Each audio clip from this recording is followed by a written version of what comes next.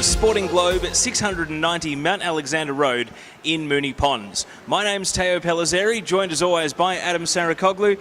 Adam, it was a huge weekend of footy. What was your biggest talking point out of EDFL Round 5? Keilor Football Club, you have our attention. Don't worry about that. On top of the ladder at the moment, remains undefeated, and I think a percentage of around 150% at the moment. Keilor beat Paco Teo by 88 points on the weekend, but the big test is coming up now. So for mine, the big talking point right now is just where Keilor is at, because the big test is coming. They've got Aberfeldy, Maribyrnong Park, Greenvale and Avondale Heights in the next month. So for mine, it's the progress of the Keilor Footy Club. Well, Adam, you can have the good news. I guess I'll have to take the bad news. And the bad news is for Greenvale. That's 3 losses now at Section Road and kicking just 2 goals to three-quarter time against Strathmore in what ended up being a defeat which maybe was disguised a little bit by the final quarter, but 10 goals down at three-quarter time. It was pretty alarming to see that they'd kicked 2-10 at that stage of the game on the around-the-ground scores, and certainly some issues up at Greenvale that they are still working through.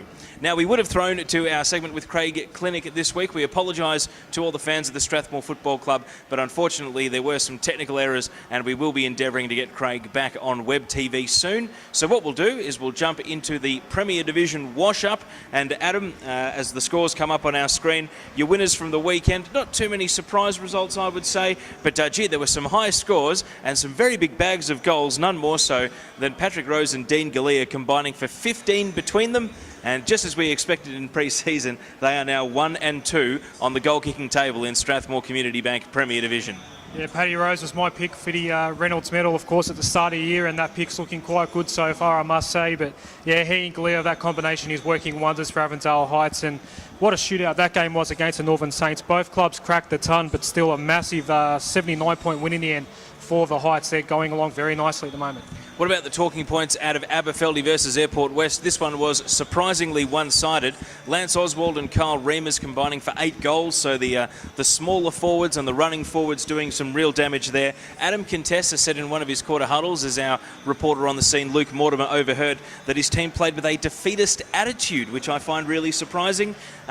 Airport West, after that heartbreaking loss to Avondale Heights, a real letdown, and Aberfeldy, after just getting over the top of Pascoe Vale in a bit of a grind, absolutely stepping up a gear against the better opposition. Yeah, 2 clubs that can be a little up and down, but Aberfeldy obviously a bit more consistent at the moment. Airport West, you could say, the Jekyll on Hyde of the EDFL at the moment, but certainly a really important win for Aberfeldy against a club that can pull off some upsets every now and then in the Eagles. Now, our match breakdown this week was Maribyrnong Park against Essendon Duda Stars. You can click the link on your screen to go and watch the highlights of the game.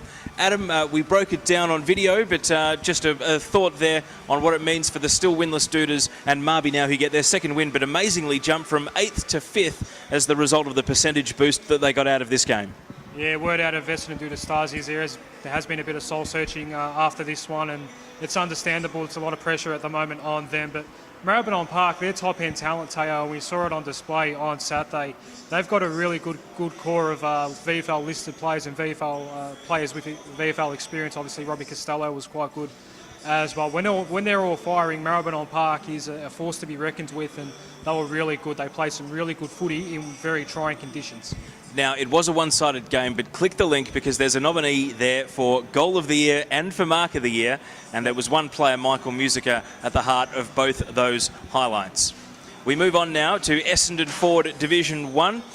Some closer results in this league, as we've come to expect, but also perhaps the biggest talking point of the weekend out of Division 1 was the surprise thrashing that Taylors Lakes handed out to Hatfield. Mark Zurab, a bag of 10 goals. He shoots to the top of the goal kicking, and it puts the pressure right back on Hatfield in the battle against relegation, I suspect, Adam, because Taylors Lakes had a bit of an up-and-down season, but they left no one in any doubt here as to who was the superior side, kicking 162 points. It's a massive score. Yeah, Taylors Lakes is one of those clubs we do tend to overlook sometimes, but they've got so much talent, so much experience. They've been there and done it in Essendon Ford Division 1. Still think Hatfield might be safe from relegation this year, but for mine, that was one of 2 surprises in Division 1 this week. That win by Glenroy at Hillside was also quite impressive. Now, what about the result between Glenroy and Hillside? We spoke to Lance Whitnell on EDFL Review on Saturday afternoon. A very relieved coach that his team has broken through for its first win.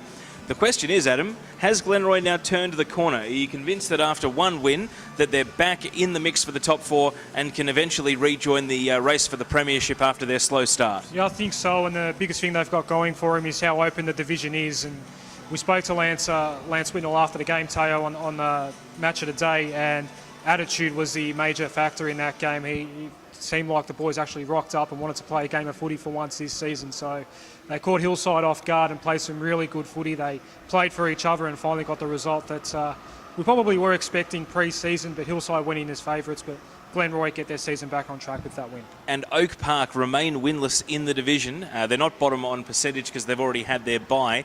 But, they'd be a little bit edgy now heading into our commentary match this weekend, Glenroy versus Oak Park. It was the sort of game where West Meadows edged them by a couple of points in each of the quarters. And ultimately, it wasn't a blowout or it wasn't a thrashing, but it really just was just a grind for West Meadows, getting over the line, battling some injuries on the day as well. And Oak Park a few points off the pace in 4 quarters, and they walk away with a 2-goal defeat. And, well, they must be wondering where that first win is coming from in such a tough division as well. Yeah, I'm pretty sure it's not going to be too far away. We know Oak Park does have some good quality in their squad and some good top-end talent as well. I know Errol McConnell's doing some good things at Coburg in the VFL at the moment. He's out of Oak Park, and there's a few VFL connections at the club. So I do think their first win might not be too far away, but it's obviously been a very lean patch for Oak Park. Hopefully they can get back up. And to push West Meadows, who have been quite good, to only 2 goals in the end was an okay result for the Kangas. We move on in the Washup to Division 2 now, where we had 1 blockbuster match and 3 that perhaps weren't quite as close as we as neutrals were hoping. But Roxburgh Park kicking away from Coburg Districts and ending up winners by 31 points, Adam. This one was very much up for grabs at 3-quarter time, but Roxy separated away in the final quarter. Matt Mickelson kicking 6 to move to 30 goals for the season, and it now looks like they will arrive in round 7 undefeated to face East Keilor, who themselves, after a fairly comfortable win at the weekend, should also arrive in that blockbuster game undefeated. Yeah, cracking game in 2 weeks' time. You'll be able to hear that on the radio as well. But yeah, Matt Mickelson, he's been a revelation this year in Division 2. He's really setting the competition alight. A lot like Paul Edwards maybe last year for Hillside, having that kind of impact. And Roxy, they're just about the story of the year so far. Maybe not just in Division 2, but perhaps the entire EDFL. A very good win against a fellow contender in districts. All right, and the other results in the division, it was a fairly comfortable win for East Keilor against Keilor Park, and Moonee Valley did what was required against East Sunbury, although good to see that East Sunbury kicked a competitive-ish sort of score, 7 goals 6, so they have another result under 100 points. Well, they've continued to improve. Their percentage is a lot better than this time last year as well. But the big talking point, Burnside Heights at quarter time, they had 10 scoring shots to 7. They didn't kick straight though, Adam, and Jacana then kicked 11 goals to 1 in the second and third quarters combined. So we were getting a little bit excited that Burnside Heights might have been a show, but it was a bit of a tease. They were a bit off the pace by the end of the game. But baby steps for the Burnside Heights Bears, and it looks as though they may yet be able to snare that second win against a team other than East Sunbury, which would be great for Division 2 and just good for the competitive balance of the competition. Yeah, certainly it is going to be baby steps for Burnside Heights and East Sunbury, obviously, and it is going to be a slow build. But yeah, they might be able to pick off 1 or 2 sides late in the year. Burnside Heights, as teams start to wear out. Not sure how deep they go in terms of, I suppose, young talent and fresh legs, but if they can get that sort of momentum going late in the year and keep their fitness up, they might be able to pick off a couple of teams there that might just be running out of legs at the end. That's it for the Wash-Up. You're watching EDFL Web TV from the Sporting Globe, 690 Mount Alexander Road in Moonee Ponds. Click the links on your screen to watch the match breakdown of Essendon Doodle Stars versus Maribyrnong Park. And the other link there appearing on your screen will take you through to Rapid Fire and the preview of Round 6.